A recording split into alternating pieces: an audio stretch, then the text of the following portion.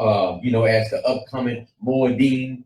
And so just want to just stir the body of Messiah to awaken us, just like in the world that we'll recognize when their holidays come around. We hear, the music in the store. We see the trees up. We see the Easter basket, all of those things. And so that's the sole purpose why I'm doing this here, so that it can waken us up as we prepare for the spring feast. Now, we know how we do it on Mondays and iron sharpen iron.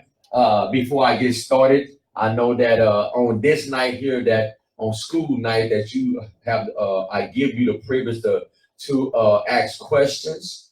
We'll go maybe about 10 minutes on questions, and then we'll get right into our class.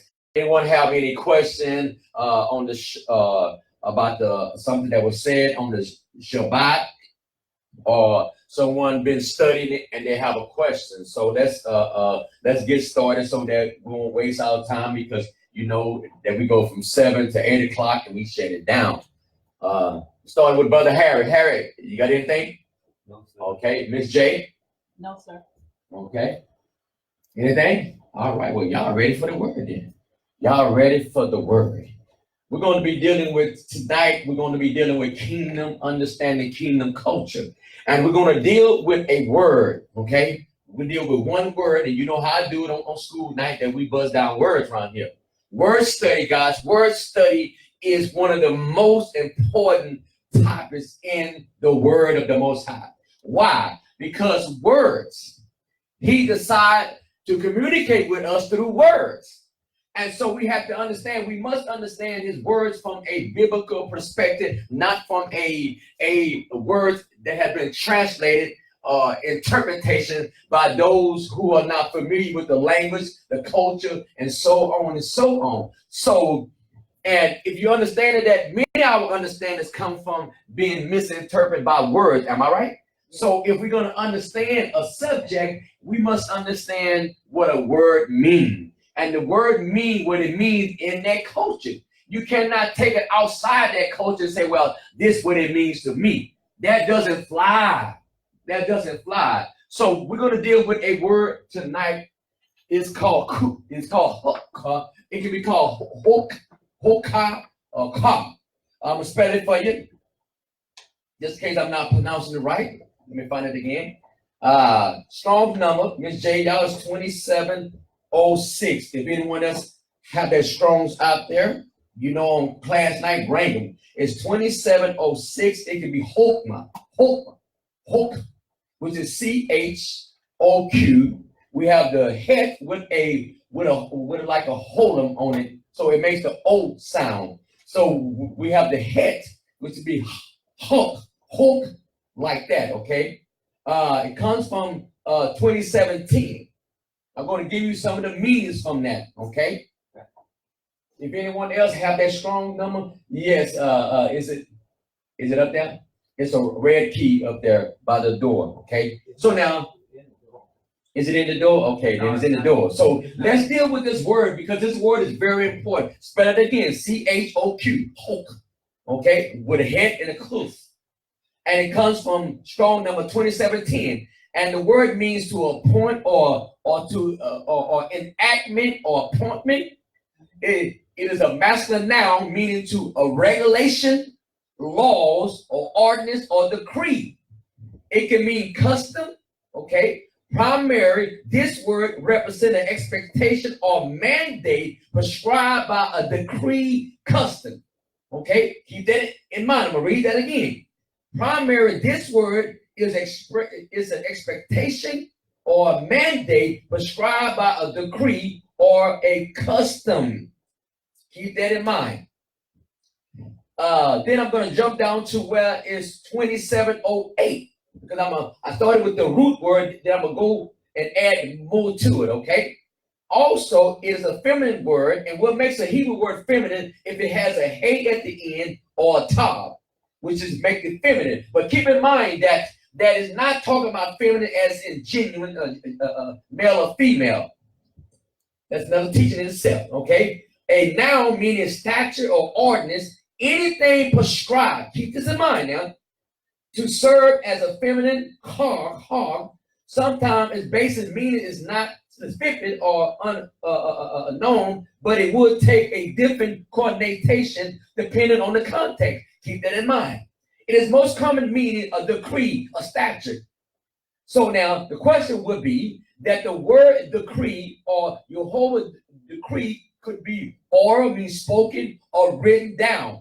Keep that in mind, because Abraham, remember I said that they didn't have a King James. Okay, so it was spoken to them and they obeyed. It can be written down or spoken. So therefore Elohim made his way known to Abraham by a divine perspection or speaking to him. That's in Genesis chapter 26 verse 5 when he talked about Abraham obeyed his Torah. Okay, that was before anything was written down. Keep that in mind. Before anything was written down. Matter of fact, somebody read that verse. Because I'm trying to show you tonight as we move through our study that you will see that I want you to see tonight how culture is created, how it's formed. But I'm using this word that is translated in King James as custom and statutes. Okay, Genesis 26:5. Anyone?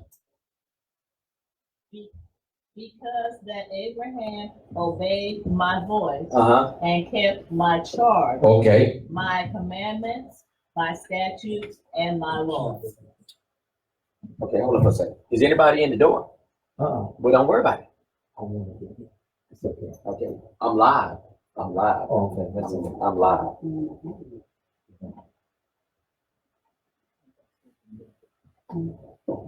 Okay, here we go again. Y'all remember, guys, when I'm live, certain things that we just can't do because I'm live. I didn't know you. The keys are hanging right up there by the door. I'm live. Okay. Here we go again. Again, I want you to understand that it can be something that are written down, something that is oral, something that is spoken. So this should show you how awesome that the patriarchs and our forefathers were. They didn't need to go back and look it up in the verse. They took the oral Torah that was spoken to them and they held on to it. That's all they had. So they took the word. And so it's a lesson to us. The Most High ain't got to repeat his word to us over and over. What he said do last week, keep on doing it until he changes it. We have to keep that in mind. We keep wanting new revelation. He said, do what I told you last week. All right. So now, also, it also means, I said, it means an author or something that are written down. Moses was taught to teach the children of Israel his statutes. Now, we can go on and on, but this is the meaning of it is tonight. That this is something that is decreed. It is something that needs to be followed. It is something that is written down. Okay? It is something, it's a statute in your Bible, in King James, it's translated as a statute, a custom. But it's something that is written on concrete or it's written on stone.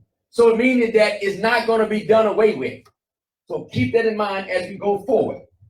I want to show you how this word is looked up for a moment. Let's go here. Let me go to my Strongs here.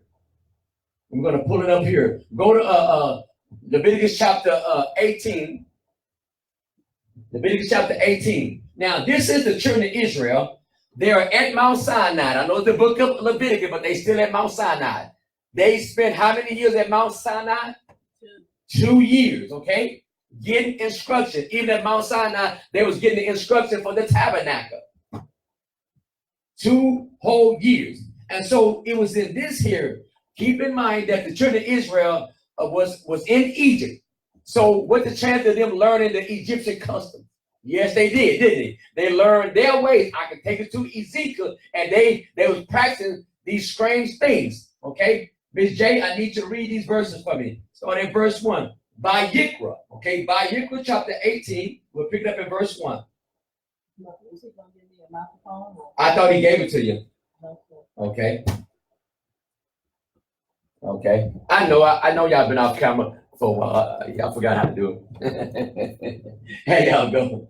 We're gonna get it. Here you go right there. Okay, by Yikra, which is the book of Leviticus, okay. Verse 1. And Jehovah spake unto Moshe, saying, Speaking to the children of Israel. Now keep this in mind. Not speak to the nations, speaking to the children of Israel, the sons of Jacob, the seed of Abraham, right? Go ahead. And say unto them, I am Jehovah, your Elohim, after the doings of the land of Egypt, wherein ye dwelt, shall ye not do. And after the doings of the land of Canaan, whither I bring you, shall ye not do. Neither shall ye walk in their ordinances. Notice that, walk in their customs. So notice how the Most High is taking Israel from a pagan culture, a pagan society, okay, which was Egypt, and say, listen, now I'm going to give you these customs. And we're going to see tonight how customs are formed. Customs are formed by laws. Okay? They're formed by laws. You take laws and you make laws, you make a culture. Very important. Understand that. So we see that he tells them, I'm taking you out of Egypt. Don't do like that. Don't do like they was doing. And then I'm taking you to Canaan. Don't do like Canaan, the Canaanites. If you read all of Leviticus chapter 18, you will see what the Canaanites was doing. They was marrying each other. They was sleeping with each other. Mother, sons, and daughters, and aunties, and uncles, and all those things. That's what they was doing. And the Most High said, listen, in my kingdom, you don't do that. I got a custom. You don't do those things.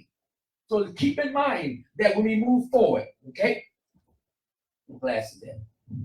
So now, if we can understand that laws form culture, then you'll understand why it's so important for us to obey the laws and the custom of the Most High. It is very important. So I will tell y'all to do your own homework on this word, scroll number 2706 through 2710. If you do your homework, you'll understand why the Most High gave us the Torah. He didn't give the Hamites. He didn't give the Japhite. He gave the children of Israel. And if we are the seed of Abraham, it is not up for a debate to keep the laws. Yes, we was ignorant of them. Yes, we didn't know. And so any Christian that come to me, any Baptist, whatever, it doesn't matter. If you're the children of Israel, Moses will stone you.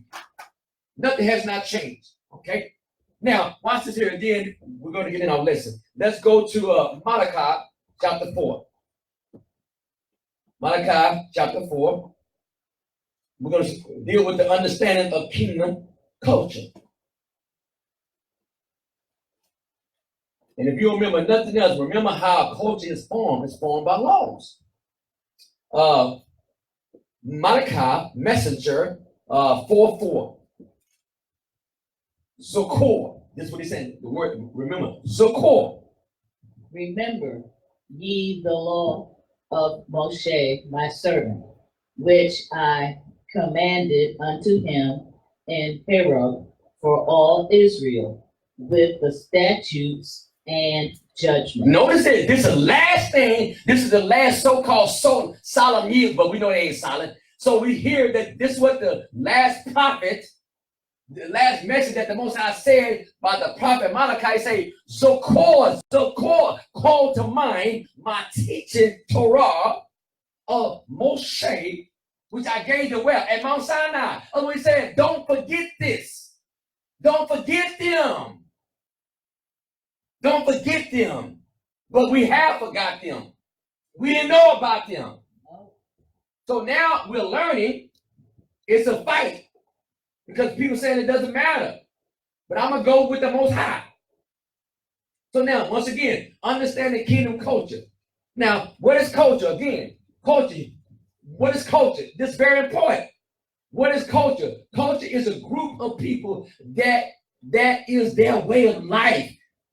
So if you follow Torah like I'm following Torah, and like others follow Torah, like the children of Israel follow Torah, then we should not have different lifestyles. Fornication is still fornication. Adultery is still adultery. See, we don't do those things. Go to other those who have other laws. Do they have laws like us? Do they have laws? Because the Most High, through Moses said, no. Name a people who has a Torah like yours, instruction like yours. Our instructions are so divine, Harry, that we won't even leave an animal in the hole. Our culture is so divine that you can't even turn your back on your enemy. Huh? It keeps us in check. So what is culture again? A group of people that is their way of life, their ideas. We should have different ideas. Christmas, Easter, Halloween. That's not part of our culture. That's not up for debate. Us who conscious of these things, we don't have to worry about when our family are blind right now. Why we let them lead us? We don't let them lead us, they blind. So we should have same lifestyle, same ideal, same customs, same tradition. Why? Because there's one Torah. There's one Torah. Watch this here. Let's go to Minbar. That is Numbers. Numbers chapter 15. For somebody that say, well, you know, see, I'm in Jesus. You know, we do something different. No. You in a religion, buddy. Because in Israel, there's one Torah. And if you want to join, you got to keep on. If you want to join Israel, you can separate yourself from Israel. You join a community. You join a nation. Right. Let somebody come to be a citizen of this country and say, listen, I just come here to make money, but I ain't trying to obey all y'all laws. What's the chance of them becoming a citizen? So why would I let somebody come in here and say, listen, Pastor, I know what you're saying, but I ain't doing none of that stuff. You can't be a citizen of this house. So, but Minbar, Numbers chapter 15, verse 15, for those that want to join Israel, but don't want to do what Israel do. Let's see what the Torah says. Numbers 15:15. One ordinance shall be both for you of the congregation. No, it got to be two. One. It got to be two. Moses must have got that wrong. One. Go ahead. And also for the stranger. Oh, he got to obey too? Yes. He got to put down a bow tie sandwich too? Yes. Okay. That sojourneth with you. Uh-huh. An ordinance forever. Oh, no, that was just when Moses, but when Jesus came, when Jesus came, he did, man, y'all need to shut up on that stuff. In your generation, with the S, as you are, so shall the stranger be before Jehovah. One more verse, go ahead. One Torah. One instructions. And one manner. One mitzvah. Shall be for you and for the stranger that sojourneth. Is that hard to understand? No. I got a son in the house now. If my wife get pregnant again, guess what? He got the same rules. He don't eat no pork neither. He don't do no Christmas neither. He don't do none of that neither. This is what the Most High saying. Listen, this is how our community is. That's one Torah. You join us, you Spanish, you keep the same thing. You white, you keep the same thing. You Japanese, you keep the same thing. Just that simple. Okay? Let's go on. Moving on. Now, here's his. I'm telling you. These little light things I'm showing you, just like, nah, I'm telling you, that's a battle. What is the battle? The battle for culture. Huh? That's a battle. The Most High, before the Most High gave the Torah written down, that was a battle. Culture. Huh? He scattered the people by language. Am I right? So everybody went away doing their own culture, doing their own thing. So the Most High trying to bring people back to him, but he's not going and joining all the cultures together. He called out a people. He called out a man. He said, listen, I'm going to create a culture, a kingdom between you. Very important. And the people still call Israel. So the battle for earth is the battle for the culture. Watch this here. Whoever controls the mind of the people controls the culture. You see that? Y'all, I'm telling you, this is what's going to make Israel one people, one nation. See, we just a people right now. We ain't even hardly that. But we are more than a people. We're a nation. Okay, let me show this verse right quick. Go to Psalms. See, they know who we are. They know who we are. Psalms 83. Psalm 83. We got to understand, it's a battle. It's a battle. I got to protect my son. You got to protect your sons, your grandchildren, and so on and so on. When they go to school, the school spend more time with our kids than we do. By the time they come home, they got to do their homework and go to eat and go to bed. But they got our kids for 8 hours. What they doing, Harry? Programming them. 8 hours. We have no choice. So if we want to protect our kids, we got to create a culture. Most schools started with just 2 students. It ain't about how many students. It's like, okay, we got 4 or 5 families in here. Okay, let's put this thing together. We got to build it. We got to build it right here. But it's too much work. That's why you have to love your culture. So I said, what again? Psalm 83. Watch this here. The nations know who we are. They barely know this here. We will sleep. Right. Psalm 83, verse 1. Keep not thou silence, O Elohim. Live with the psalm accent. Don't keep silent. You see what's going on? Don't keep silent. Go ahead. Hold not thy peace, and be not still, O Elohim. Why's that? For lo, thine enemies make a... All they do is make a noise. It's nothing worth from noise. Okay. And they that hate thee have lifted up the head. They have taken crafty counsel among thy people and consulted against thy hidden one. They have said, come, and let us cut them off from being a nation. Did you hear what the psalmist said? He said, this is what they're saying. They'll plot behind the scene. Go ahead. That the name of Israel may be no more in remembrance. For they have consulted together. Hey, if you look at that word consult, they didn't try that right. They have made a covenant together. They made a covenant. And we know in the Bible, in the word of Yah, how you make covenant. Blood. They made a covenant to cut us off of being a nation. Are we a nation now? No. We scattered in nations. Go ahead.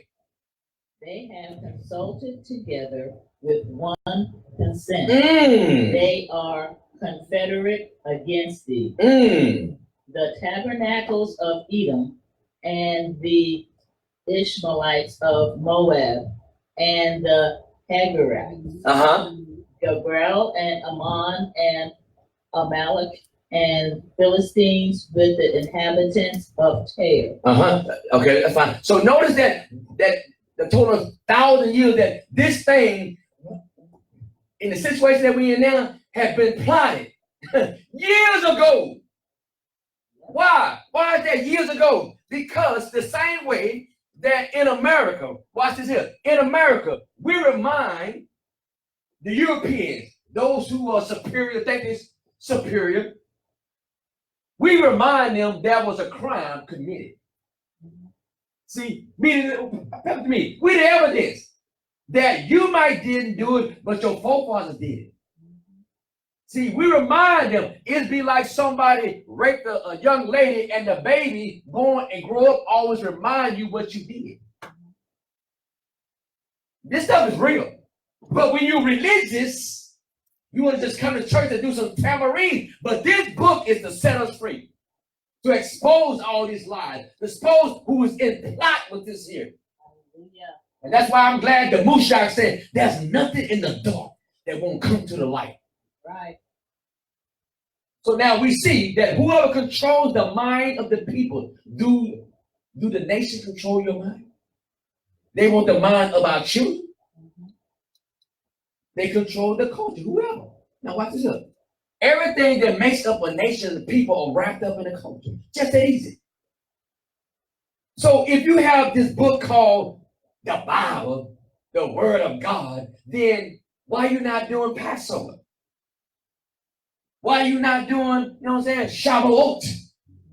Why are you not doing the Feast of Tabernacle? Because everything that you doing as a Christian, a Baptist, or whatever you may be, is not in the book. So the question ought to be, where did you get that that's not in the book? All right, tell it. So when people say that's unaware, that, the Bible is just so confusing. No, the Bible's not confusing. It's those that got the Bible trying to read it is confusing. Because the scripture is plain and simple. 6 days you shall work, and on the seventh day you shall keep the Sabbath. What's so hard about that? Yeshua went into the synagogue on what day? On the Sabbath. John trying to tell you John deal with the Passover all through his book, and Yeshua kept the feast. The word of God is not confused. It's those who handle it is confused. So everything that makes up a nation and a people is wrapped up what? In a culture. And what make culture? Laws. That's why they pass laws, same-sex marriage. So it becomes so rooted and grounded in our culture, our kids just see it as normal. Why? Because that's a law. And once something is passed as a law and you go against it, then you go to jail. You see what I'm talking about? That's why they made it a law. So watch the deal. Once you understand the culture of a people, you understand the people. I said, oh, you gotta be kidding. So they didn't understand, Harry. They didn't understand us. So that's why they had around 250, probably like 250 BC, had the Torah translated into the Greek. Why? Because we don't understand those people. How do we understand them? How do we understand what they do, so and so? Well, let's get into their law, because we know that laws form a culture. So that's why they translated. Not that they really want to know what we know, because I gotta know. See, when people on the outside see us do certain things, man, our culture is so cold that I ain't even gotta say hi. I mean, that's our culture. Our culture is so powerful. People in China.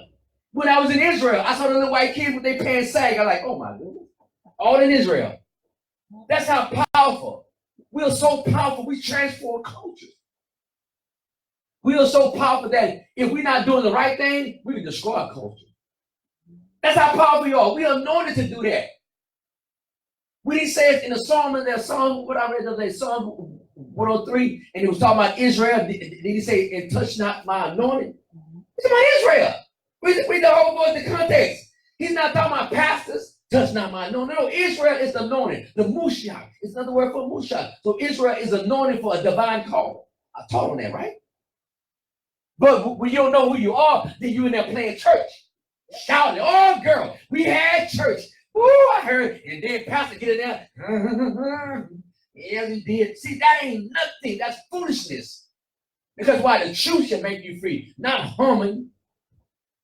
So once again, once you understand a culture of a people, you understand the people. That's why here is necessary that the Greeks, remember, I can pull out my Septuagint that King Octavian told us to leave our culture. Oh, somebody need me to read that.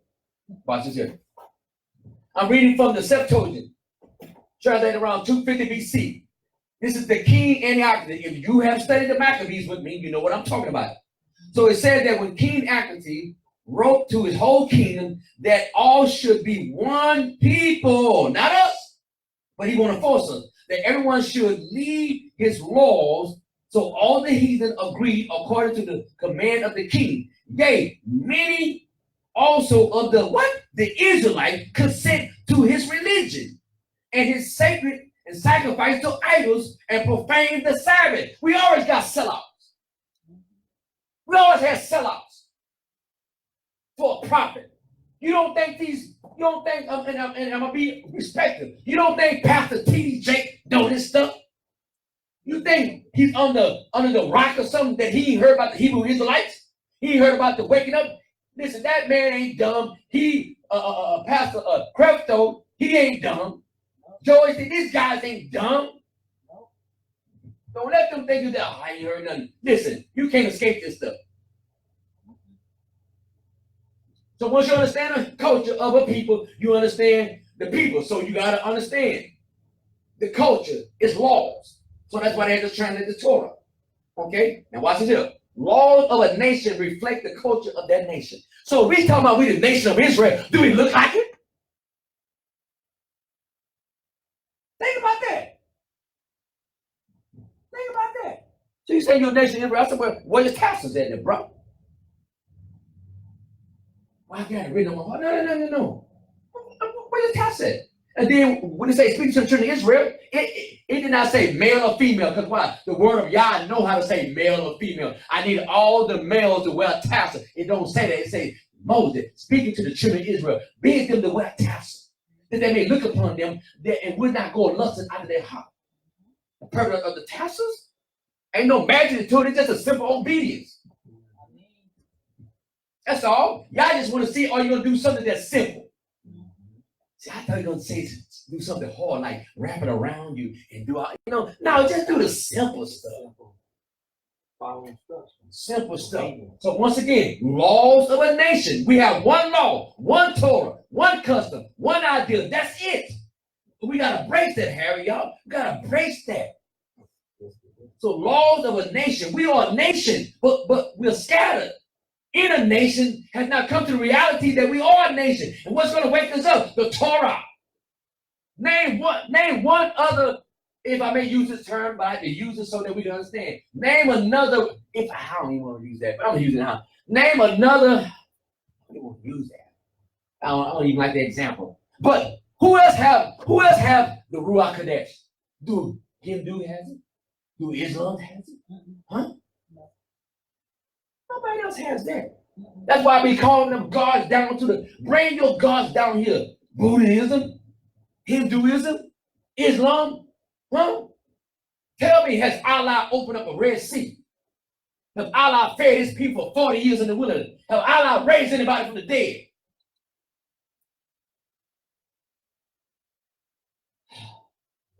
Let's go. No. Culture and laws each affect the other. Think about that. What do you mean? That it'll change you. It transforms you. Culture and laws each affect the other. So, other words, that if I see my brother in need, and I know that the Torah said, if your brother comes to you, you have need. The Torah teaches us that if your brother wax poor and he be sold into servanthood, and you able to pay, you able to get him out. You say, I remember last time I get him out, he didn't pay me back. The Torah teaches us, man, it's righteous, man. Righteous. Torah teach us. Y'all teaches like there'll be no backbiting. Y'all hate that. We call discord among his family. Why? Because no parent loves discord among their kids. Oh, y'all fighting with each other? You go to your room, go to your room. Y'all can't get along? So how you think the Most High is our Heavenly Father? I gave you a law and said if you got something against your brother, go to him or her. We calling everybody in the family. Now, let's look at some of the kingdom identity, okay?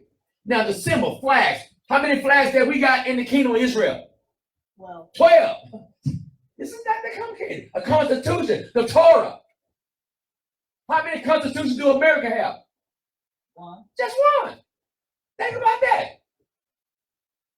And so when people say, well, no, it's just hard to interpret the Bible. Listen, we got a constitution, and educated man can look at that constitution and still misinterpret it. Why? Because you don't know what the men who wrote that was thinking about. But I can tell you one thing they wasn't thinking about, you and I. Didn't have us on mind. Talking about liberty and justice for all, wasn't talking about us. So that law, the law of America, is going to always be a burden to us unless they do away with it. Now, they talking about that's one law you need to do away with. Moral conduct, standard. We hold each other standard. How? The Torah. If we know that lying is not a part of our culture, fornication, adultery, cheating, the cipher, all those things, it's like the Torah. So if somebody, you know what I'm saying, if I'm out of line as a husband and my brother Harry comes to me and say, hey, Cal, nah, you can't be. No, we don't, you know what I'm saying? That's part of the community. We share the same value as a community, distinct, social norms, speech, thoughts, meaning that ain't no cussing in here. Ain't no backbiting, thoughts, the same thoughts. Why? Because the Torah, if our mind is being renewed, come on now. What's this? So we all come to think, now this is powerful here though, we all come to think like the environment we grew up in. Right. I know we know that. We understand, but I'm telling you, so our kids are being grown up in a Torah environment. How do you think they're gonna be years from now? Huh? If parents ain't acting one way here and acting another way at the house. If parents ain't creeping and going to they don't tell them I went to this Christmas party. Don't tell them I went to a so Easter celebration. No.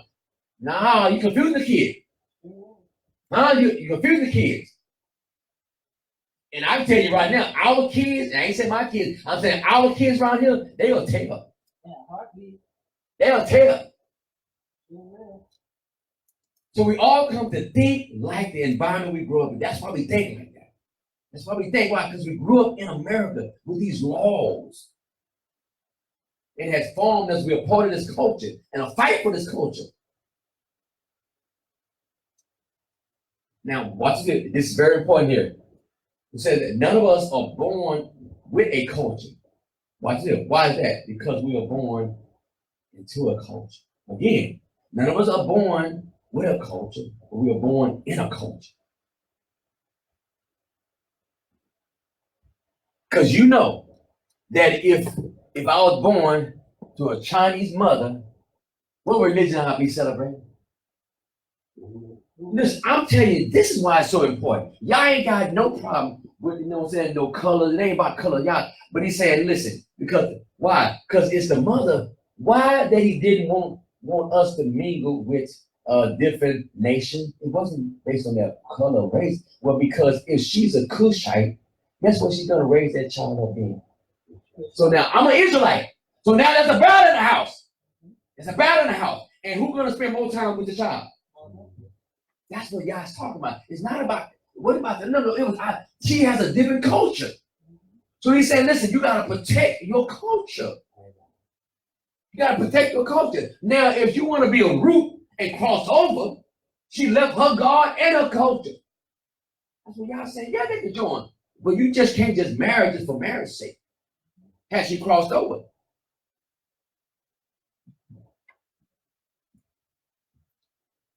Has she crossed over? Mm-hmm. So now, as we look at the manifestation, another manifestation of our culture, it ought to be known. People ought to just walk in and see that we have values. And all this here is created in culture, guys. And culture is laws. Remember, we don't have to listen. We don't make up our culture. The law is our culture. Do you understand? The law is our culture. We don't have to make up values. The value is in the law. We don't need someone watching over us, you know what I'm saying, watching over us. Why? Because the law watches over us. When we act from one another, it's the law that governs us. We don't need no police to be sitting on the side over there. We ain't speeding. We don't need you to follow us around in the store. Why? Because we don't steal. See, we created that. Watch this verse. I'm showing this verse here. I'm showing you how powerful it is. The nation knows how powerful we are. Let's go to the book of Esther. Now, remember, Miss Esther, better known as Miss Persia. Esther. Let's go to Esther chapter 3. Now, we're in captivity in Persia, right? And we know that there's a man named Haman who don't like us, right? Yep. He's bored, he's mad because he couldn't get in. But look what this text wants to notice here. Let's pick it up in chapter 3. Let's pick it up in verse 7. In the first month. In the first month, that is the month of Nisan, really indeed, in the 12th year of King Artaxerxes, the Caspur, that is the lot, before Haman from day to day, and from month to month, to the 12th month, that is the month Adar. And Haman said unto King. Now watch what Haman says. We're in captivity, but listen what Haman says to this king. Go ahead. There is a certain people. Whoa, there is a certain people. Scattered abroad. That's us, the Israelites. And dispersed among the people. Different. In all the provinces of thy kingdom. And their laws are diverse, different from all people. Do you hear that? You what it saying? We are in captivity. So they're in captivity. So you mean that they can keep the Torah, the laws of the Most High in captivity, but we can't? The problem is that we didn't know. We didn't know that we are the people of the Most High. That's right. We had no clue. We have no clue. So now Haman's showing us that, listen, these people are dispersed, but somehow they still holding on to their culture. See, the state that we're in now didn't happen overnight. We saw that it was a plot of all the nations coming against us, right? Is that it? No. Neither keep they the king's laws. Therefore, it is not for the king's profit to suffer them. So what I want you to see in that key, the Haman said they're the people. We know who the people are. Israel, okay? Judah, scattered abroad in the Persian kingdom, but they were still distinct. And as we go through the book of Shemot, the book of Exodus, that's what the Most High wants the world to know. Pharaoh, Israel is my people. Pharaoh, Israel is my firstborn. And if you don't let my firstborn go, I will kill your firstborn. That's what the Most High is trying to make a distinction between his people and the Egyptians. We need to keep in mind that the Egyptians played a part in the slave trade. We see it, have a document written right here. And now we know why they didn't come try to help us, because they were part of it. Yeah. Now watch it there. This is talking about the Egyptians betraying us. No, I'm saying that when you read the book of Exodus, who was persecuting us? Egyptian. The Egyptians. Okay. And the Egyptians, you can trace their lineage back to Ham. Okay? So when people say, well, black people sold black people, no, they are another nation. Okay. Keep that in mind. Let's not get it biblical twisted. Right. Okay? Right. Ham, Shem, Japheth, different nations. So because they're the same color of the Shemites, that has nothing to do with it. They're a different culture than us. We're not bound down to no Ra and sun god and the things that they were doing, Osiris. So we see the value of our process. And here we go, another thing of our culture, our value, our behavior, our celebrations, more our relationships. All these things are created in the law of the Torah. So keep in mind, it's the law of God that creates the culture. Hallelujah. Our ethnos, our norms, our dress, our food, what's permitted, rejection, all these things right here. It's easy once you know the law and somebody set a ham sandwich in front of you. It ain't up for a debate. We don't pray over that. See, this foolish stuff we put away. And if a person is a Christian and he want to do all that stuff, do it. But the children of Israel, we are forbidden to do it. Hallelujah. We don't do the religious stuff. Because why? We got someone higher than your pastor who has already spoken the laws. Not time for that foolishness.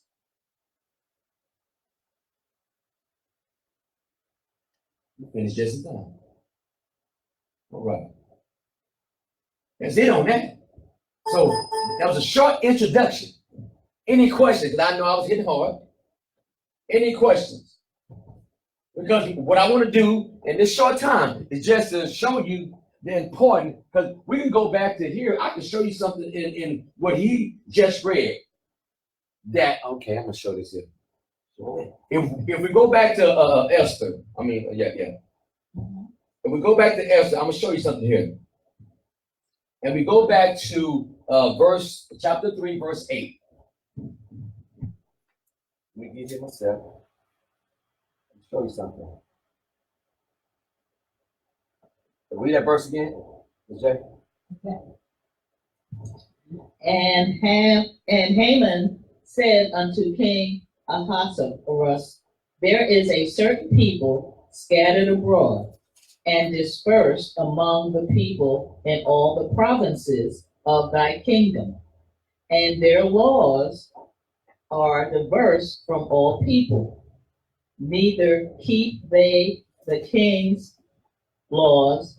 Therefore, it is not for the king's profit to suffer them. Okay, I'm gonna show you something here. Let's do this one here. The word that they use here is the word da'at. Okay, da'at. That's not the word Torah, even though they have a law right there. Yeah. But it's the word da'at, which is an unchangeable law. Okay, keep that in mind. It's an unchangeable law, something that the king speaks and it is unchangeable. You cannot change it. Go ahead, okay. You cannot change it. So that when we see in chapter 2, when it deals with how the king had made a decree, right? He had made a decree, and then even the king could not change it. It's the same word that's used in Daniel. When the king had made a decree, he could not go back and change it. Let me look it up here so that we can read a few verses here. Isn't that with all kings when they make a decree? When a king makes a law, you cannot go back and change it.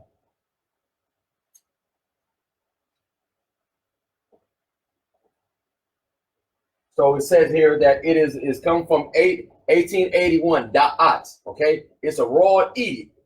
So once a king says something, he cannot go back, okay? The feminine noun meaning law, an edict. This word is used to describe a permanent law. Do you hear me? A permanent law. So when he said here that a people are scattered abroad among the people in all the provinces and thy kingdom, and their law, their da'at is unchangeable. Even in their captivity, they're not changing it. It's unchangeable. It's a permanent law that governs a nation. Notice it, a nation or edict sent out with the king authority. Did you hear that? So this is the word that they're using to show that the law that what Yah had decreed from Mount Sinai is unchangeable. So that word that diverse is what you're saying is da'at. No, the one they translate here as laws. Okay. And their laws are diverse. Yes. So the word laws is the word da'at. So in this particular scripture, law meaning da'at. Right, it's unchangeable. There's two words for law in Torah. Is that one out there? And it's a strong number. 1881, and then the other word for law is Torah, 8451. Yeah. So these two different words, and you have to know that when you're looking at it. And Torah means teaching and instruction, but this word da'at is unchangeable, and I'm gonna show you where it's used at. Let's go to the book of Devarim. Devarim, that is the book of Deuteronomy chapter 33. So this word, keep in mind, it's the same word, and this word is only used in Daniel, the book of Daniel, and the book of Esther. Why? Because it's a raw edict that goes out by the king, and it's unchangeable. 1831? Yeah, no, it's 1881. 81, okay. And so you have to keep in mind, this word is unchangeable. Once a king makes a raw edict, he can't change it. Wow. So 33, verse 1, Ms. J. And this is the blessing wherewith Moshe, the man of Elohim, blessed the children of Israel before his death. Go ahead. And he said, Jehovah came from Sinai. Now notice this here. He came from where? Sinai. Go ahead. And rose up from Seir unto them.